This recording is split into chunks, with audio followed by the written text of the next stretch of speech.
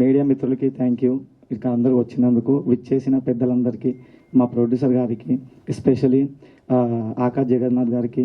అన్న ఒక్క కాల్లో మీరు మాకు ఇంటికి పిలిచి మంచిగా రిసీవ్ చేసుకొని అనుకోలేదు.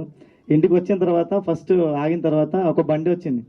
ఎవరిదబ్బా బండి అని నేను చూస్తున్నా. ఇట్లా మా దేవుడు పూరి జగన్నాథ్ గారు దిగారు. ఇట్లా దిగి ఇట్లా ఇట్లా ఒక స్టైల్లో ఫోన్ మాట్లాడుతున్నాడు. ఇట్లా అబ్బా దర్శనం ఇక్కడే అయిపోయింది అనుకున్నా.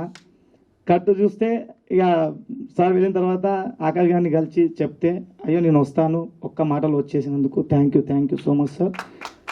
అండ్ తనిఖీలు బద్రీ సార్ గారికి.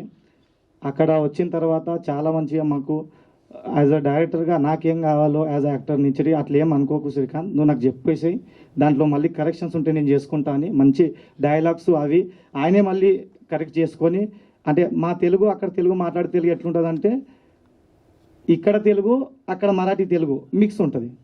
మేము మాట్లాడితే మీకు కూడా అర్థం కాదు. ఇంకా కాకపోతే మన తెలుగు వాళ్ళం కాబట్టి ఇక్కడికి వస్తే ఆటోమేటిక్గా మన భాష వచ్చేస్తుంది. కానీ అక్కడ వేరే ఉంటుంది భాష, కొంచెం రఫ్ అనిపిస్తుంది. తెలంగాణ స్లాంగ్ లెక్కనే ఉంటుంది కానీ ఇంకా రఫ్ వేరే ఉంటుంది.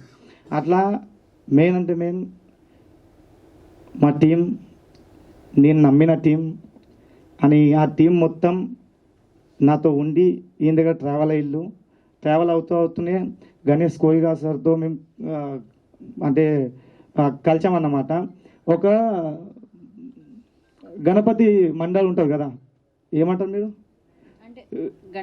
గణేష్ మండలి ఉంటుంది. ఆ మండలిలో కలిసాం ఫస్ట్ టైం మేము దత్తా సార్తో పాటు సార్కు కలిసాం.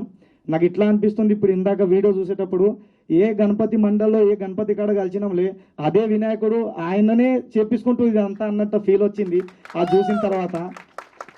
ఎందుకంటే అదంతా నమ్మి ఈ సినిమాతో మా హీరోయిన్స్, మా మొత్తం కాస్ట్, మొత్తం టెక్నీషియన్ టీం చాలా ఎమోషనల్గా మేము పెళ్లిలో పెళ్లి అనే సినిమాకు చాలా ఎమోషనల్గా చూస్తున్నాము.